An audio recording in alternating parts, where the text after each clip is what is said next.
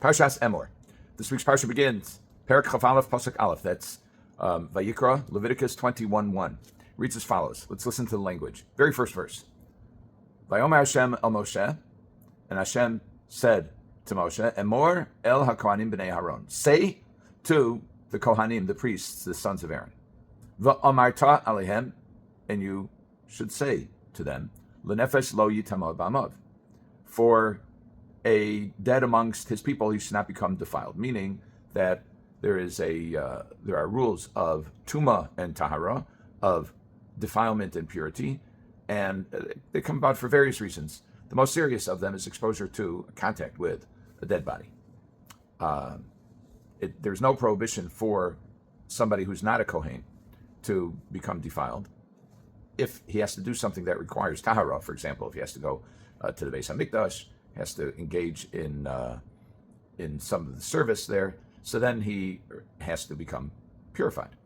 However, a Kohen is subject to a prohibition against becoming defiled by contact or exposure to being in the same room as, lifting, various methods of exposure to a dead body. There is an exception, which is a Kohen Hedyot, a Kohen who is not a Kohen Gadol, which is all but one of the Kohanim, is allowed to, and it's a mitzvah for them, to engage in the burial of the very close relatives, that is, relatives for whom he must observe a period of mourning. Avelos, he has to sit shiva, etc. So that would be his parents, children, siblings, spouse. So, but let's go back to the phrasing of the verse. It seems to be somewhat problematic. Vayomer Hashem el Moshe, Hashem said to Moshe, Emor el HaKohanim b'nei Aaron, say to the Kohanim, the children of Aaron, V'amarta alehem, and you shall say to them. Well, it seems to be an extra say somewhere. Why doesn't it just say Vayomer Hashem el Moshe v'amarta alehem? Oh, excuse me. Vayomer Hashem el Moshe Emor el Kohanim b'nei Aaron l'nefesh lo yitamal b'amav. Why is this Emor and v'amarta? Emor means speak, v'amarta, and you shall say, which is the same thing. Say and say. Now sometimes the Torah does use different words. It says Vaydaber Hashem el Moshe lemor. Daber el bnei Yisrael v'amarta alehem. There's daber and emor, and the Mefarshim talk about what that might mean. And one popular understanding is that it means here's the general rule, daber el bnei Yisrael, give them the general rule, and then v'amarta alehem, or emor lahem, whatever, and then give them the details. But here it's the exact same word, and it doesn't even tell you what you're supposed to. It apparently doesn't say what the emor say. Emor l'kohanim bnei Aaron v'amarta. Say to the Kohanim, the sons of Aaron, and say to them. It seems like surplusage, extra words. So the Mefarshim, as would be expected, latch onto this. And Rashi says, he does not phrase this as a question, but the question is implicit, because he just uses two words, and they don't appear in immediate sequence. They're not contiguous in the verse. He says, Emor v'amarta. So implicitly, he's asking the question, why these two words? Why not just one of them? Introducing what Moshe is supposed to say to the Kohanim. He says, Lahazhir gedolim al haktanim, to warn or to encourage. It's really to warn the adults, the big ones, gadol, big, al haktanim, on the little ones. So the adults have to take care of something for the little ones. Let's parse this out. So the one popular explanation is that the halachos of Tuma, the rules restricting a Kohen from engaging in behavior or proximity that would cause them to become defiled, don't apply. Those prohibitions don't apply to non-Kohanim, not to Yisrael and not to Levi. It only applies to Kohen. So we have a society in which there are different obligations for different people who seem to be on a surface examination pretty much the same, but when you dig deeper, the Kohanim have many restrictions that the ordinary Jew, including a Levi, does not have. And so, if Kohanim are near, they see, they're exposed to people taking care of levayos, of funerals, burying the dead, etc., they may think, okay, that's normal, that's what a Jew should do.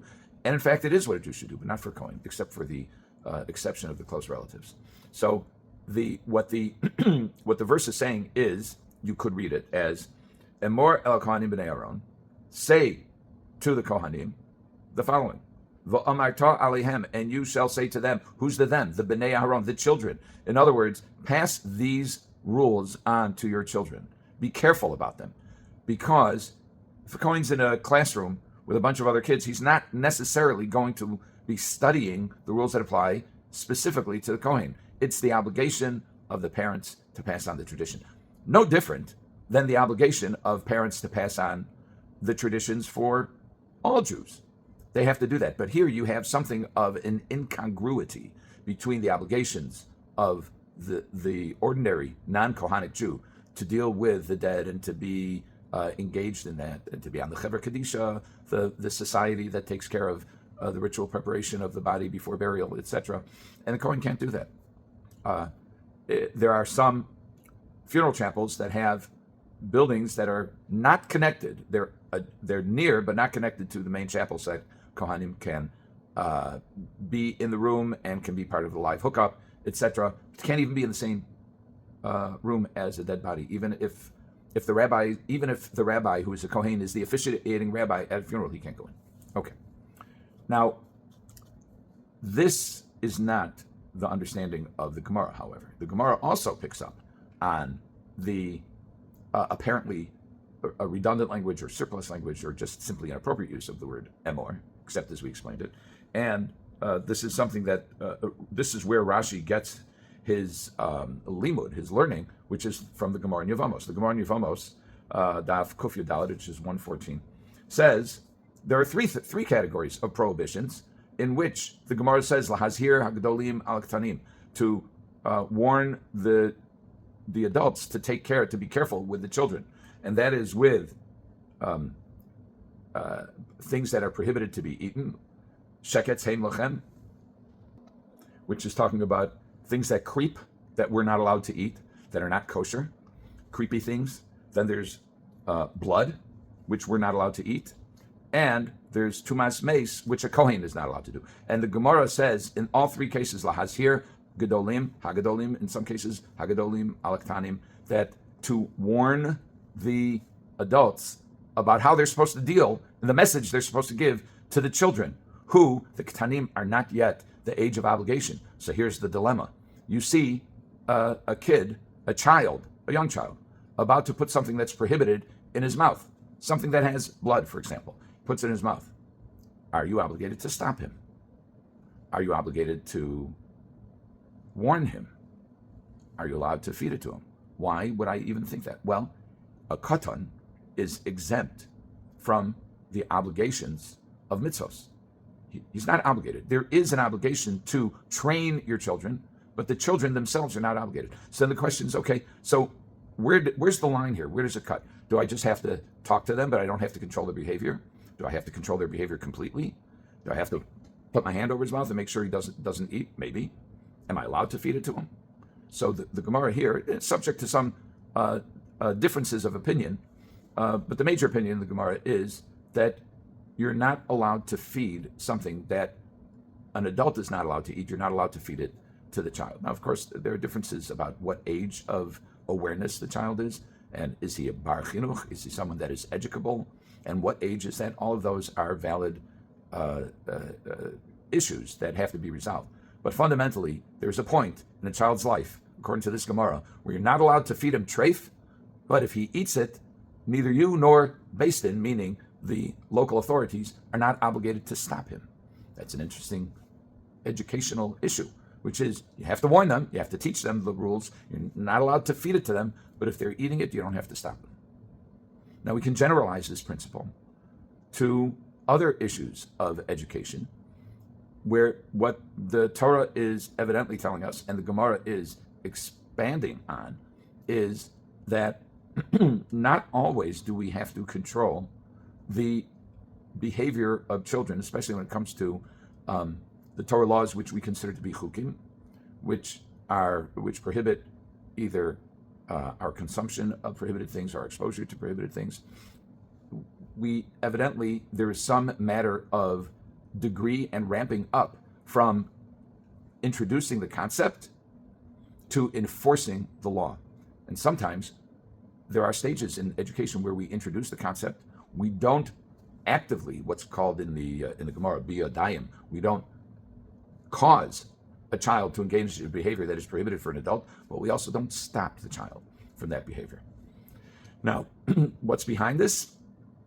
One can speculate, but at the core, there is the concept is that there is a ramping up in the assumption of responsibilities until the point at which there is full responsibility.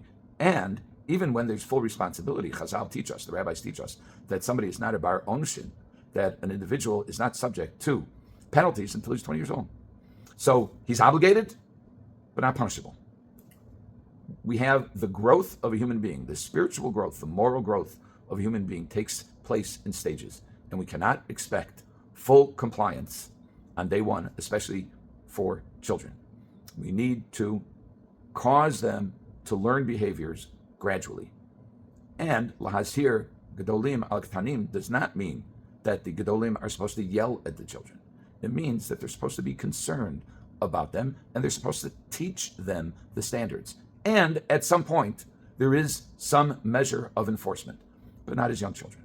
We introduce them slowly, get them comfortable, get them familiar with the prohibitions, and ultimately build a sense of individual responsibility in every Jew so that they feel both the responsibility and the empowerment, the achrayus and the capability to do Ritzon HaBorei, to follow God's will. Have a good Shabbos.